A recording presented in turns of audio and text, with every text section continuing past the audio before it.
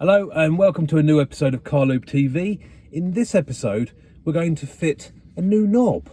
This is going in my Scirocco to replace the old knackered one. The knob is actually not in bad condition, but the gaiter is tatty, as you can see. We'll show you the steps today of how you fit this. It is quite complicated, so that you can do it yourself on your car. And if you find this video helpful, give it a like. Okay, first things first then, Lee, remove that part there. Just get your trim removal tool in there and pop that up. There we go. So it is important you move the gear into the D position, otherwise you won't get all of this off. We need to remove this little part in here. You can see this going up and down here. It's just on that pin. You can just sort of zoom in there and see that. Okay, so that is the next job. So, and that's now off. That's good. Next thing we need to do, so Lee's going to demonstrate how you squeeze it together to manipulate the tabs on the side. There we go, and that should pull up. And just pull it up over the gear knob. There we go. The tabs I've actually got a broken one here, but the tabs are like this, so when you squeeze it together, it allows it to come out. All right. We can now take out my freshly painted surround,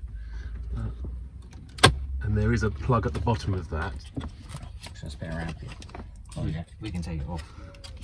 Actually, you don't need to unplug it. You don't need to unplug it. No, leave it plugged in, guys.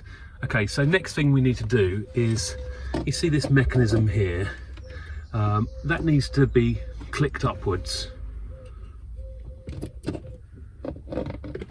Write it down. There we go, you can hear it click. You should be able to just pull it off now. So have a go at that. There we go, lovely stuff. And we now have no gear knob, all right? Okay, so that's the new one. And that retaining rod has got a clip on it here, taking the place of this part here, I believe. We'll see. Okay, that's the rod that was in there. And that's just used to keep the neutral button in there, so it's exactly the same design as that there. Okay, so we're going to put the retaining clip that comes with the new knob over the end like that. There we go. And we're going to just now pop that over the stick.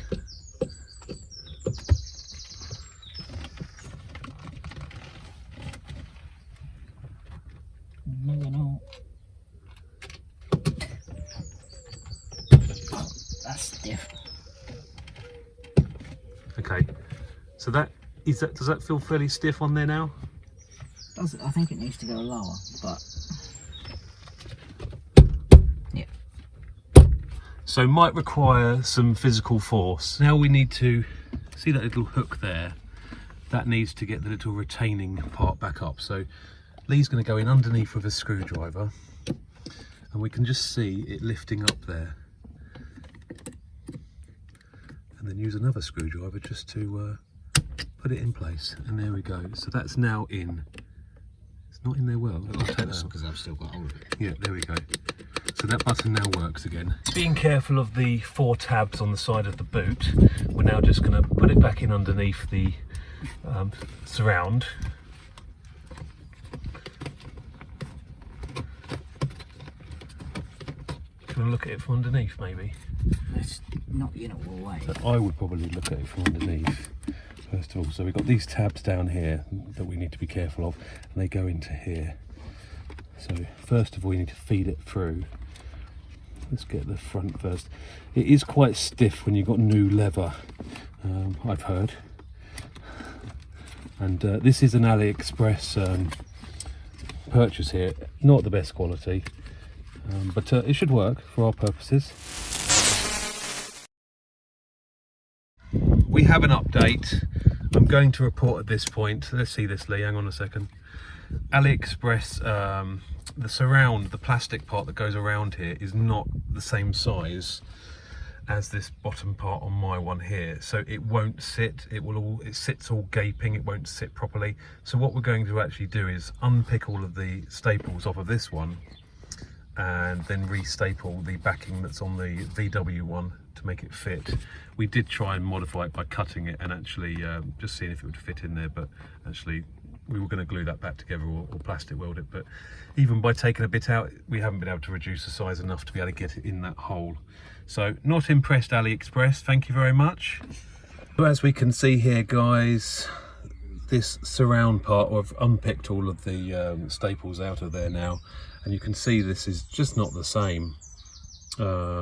It's slightly different. The curvature of the corners is slightly different, and it is slightly bigger, as you can see here, and it just won't fit in the hole. The next job will be to restaple the original one to the AliExpress gaiter. Second time lucky, we're going to try and pop this in correctly, and hopefully it will work this time.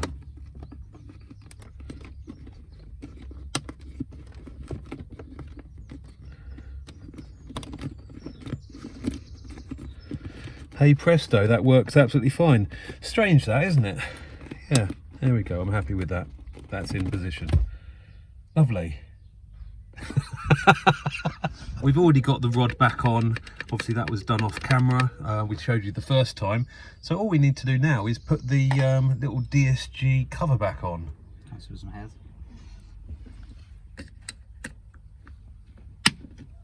And that is the job complete. There we go, guys. Thanks, Lee. So that's the end of the job, guys. Yeah, the pain of having the surround around the gaiter not being the right size was a bit of a pain, so I had to unpick all of those staples and then put the gaiter on the old VW surround. That's not so great, so quality there a little bit rubbish from AliExpress, so not particularly happy with that. But the actual gear knob itself is very nice. I quite like that. That's a nice improvement on the old one. The old one was old and worn out, and you know, had all this horrible wearing on the top there. So as you can see, it looks good. It's got a nice matte leather finish to the actual gear knob itself, and it says DSG in brushed aluminium on the top there as well. Happy with that. So yeah, that's the end of the video. Hopefully you found it helpful. If you did, consider subscribing and like this video. Take care, guys.